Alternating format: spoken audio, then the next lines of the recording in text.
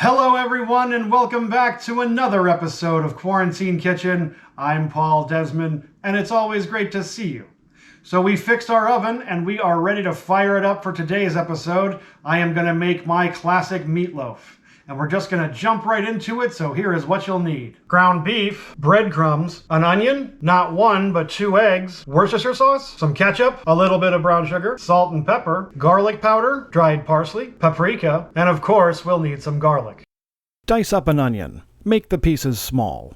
So I washed my hands so many times while shooting this video, I thought for sure I filmed it. I did not. Luckily, dicing the onion is the only chopping involved. Mostly you just put things in bowls and mix the hell out of them.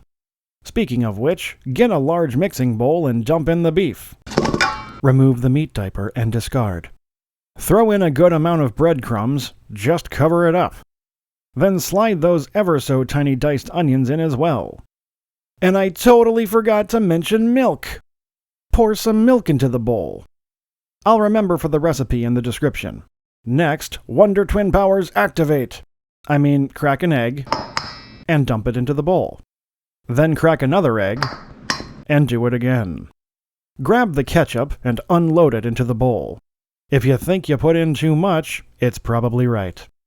Pull out the Worcestershire sauce and jiggle several glugs of that in. Now it's time to get a little dirty. Bare hand it, you guys. Jam those hands in there and just squish, squish, squish. Rotate the bowl now and then to snatch up the slackers who hang out on the edge. It's going to feel a little weird, but it's worth it in the end. Wash your hands off and get the garlic powder. Sprinkle some of that into the mixture. Don't forget to invite our good old friend Salt and Pepper to this party. You don't need much, a little bit goes a long way. Get out the dried parsley flakes and toss several of those in. Move on to the paprika. It has magic qualities that turns everything ruby red. Then we boost it up with some extra strength garlic, garlic, garlic, garlic, garlic, garlic. And you thought you were done using your hands. Get in there and squish everything around again. Hot tip! Make sure the beef has been completely thawed out, otherwise your hands will turn to ice and shatter.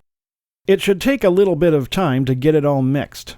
This is just about as much love as one can put into their cooking. Legally. Find an oven-safe dish and start throwing some meat. Just keep adding parts of the mixture into the dish until it's pretty close to the top. You'll have to pat it down every few clumps or so until it's form-fitted. When you're done, give it one last full-hand press. Now it's time to make the glaze. Get out a smaller mixing bowl and the ketchup. Pour a little bit in and make way for the brown sugar. You don't need much, a tablespoon will do. Next, pour in a tiny amount of cider vinegar and enter the whisk. Whisk everything around until it starts to look like sauce. Then return to the meat dish and pour the glaze all on top. Spread it all around until the entire thing is covered. Give it a hat, or aluminum foil if you don't have one, and throw it into the oven at 375. An hour later, or instantly, in YouTube world, take it out of the oven and let it cool. It'll need a good 10 minutes to calm itself down. It may need even more time alone to think about what it's done. It's good to let off a little steam now and again. Now grab a big knife and carve large slices right in the dish. Get a spatula and try to hold yourself back from scooping the entire thing onto your plate. With every bite of this, your taste buds will thank you. And that's how you make my meatloaf. This looks really good. I can't wait to try this. For more videos like this, for more recipes like this, please drop a like on this one, or better yet, subscribe to my channel by clicking on my face right about here somewhere. This has been Quarantine Kitchen. I'm Paul Desman. See you next time.